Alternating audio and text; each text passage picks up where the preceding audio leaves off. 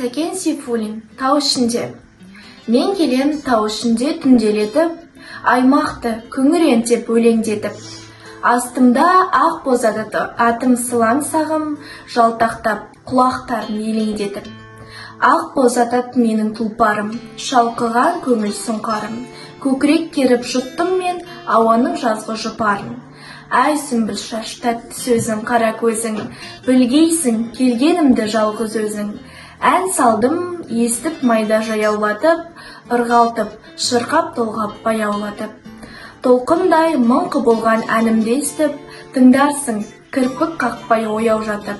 Ақ боз атым қояндай, еркелеп басар аяңдай. Тербеді даусым ауаны, дыңылдап қалқып баяулай. Әй сүмбіл шаш, тәтті сөзің, қара сөзің, білгейсің келгенімді жалғыз өзің. Ұйқыға әнімді естіп берілмессің, маужырап төсегіңде керілмессің. Ақырын үйден шығып уәделі, жеріне келуге сен ерінбессің. Ақ боз атат қарар елеңдеп, үйіңнен шығып көлеңдеп. Асығып келсең мөлдіреп, бүркенген шапан желеңдеп. Әй сүмбіл шаш, қара сөзің, тәтті сөзің, білгейсің келгенімді жалғыз өзің. Торғындай перде болар түнгі мұнар, ерніңнен ішкен балға қанбас құмар.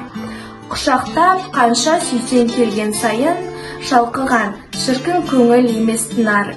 Ақ боз атат қарар елеңдеп, үйіңнен шығып көлеңдеп. Асығып келсең мөлдіреп, бүркенген шапар желеңдеп. Әй сүмбіл шаш, тәтті сөзің, қара көзің, білгейсің келгенімді жалғыз өзің.